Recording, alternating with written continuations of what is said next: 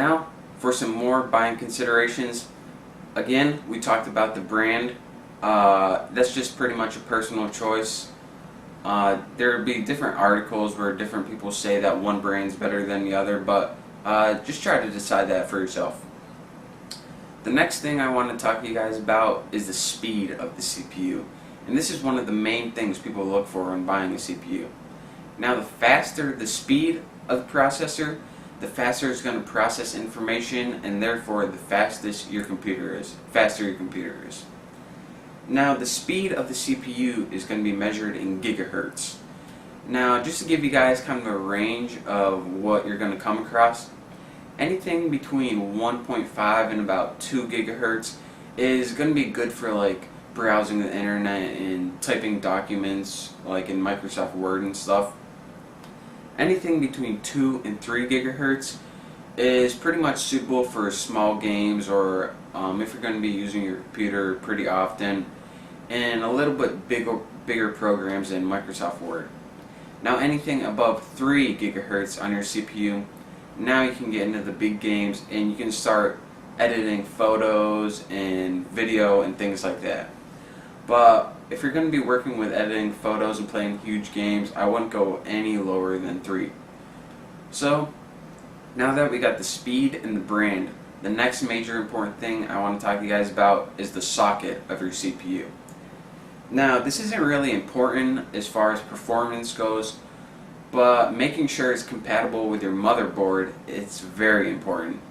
Now, what the socket is pretty much the pin configuration. You don't really have to know too much about pin configuration, but you just pretty much have to know that your socket has to match up with your motherboard. And in this case, I'm going to be using an AM2 socket, so when I bought my motherboard, I needed to look for a motherboard that supported an AM2 socket.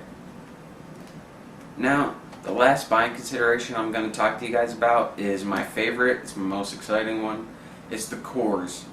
And what this is pretty much how many CPUs are packed into one CPU. And I know it sounds complicated, but that's pretty much what it is. The most common types of cores are your single core CPU, which is the baseline CPU, dual core, which is pretty much 2 processors packed into one, and the quad core, which is just a beast of a CPU. Now, what the benefits of multiple cores have is the more cores you have, the more applications you can run at once, and therefore you don't have to wait for other applications to load, and it just makes your computer run a whole lot faster. So again, your buying considerations: brand, speed, faster the better, socket, make sure it's compatible with your motherboard, and cores, the more the better. Now, in our build today, we're going to be working with an AMD, which is the brand, Athlon 64X, I believe it's a 64X2, which is pretty much, you just have to know that it's compatible with your motherboard. 2.0 gigahertz, that's our speed. We're going to be working with a dual core and an AM2 socket. Now, the things I have to make sure that they're compatible with my motherboard: AMD, I need to make sure I got an AMD motherboard. Athlon 64X2, that's the type. It's kind of like Ford Mustang or Ford Taurus. This is the Mustang or the Taurus. This is what part that is.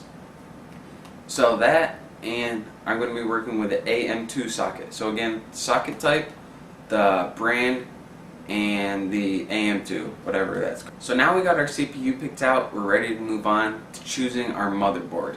So make sure to watch my next tutorial, and make sure to subscribe to my channel to get all my latest videos. So I hope you learned something, and thanks for watching.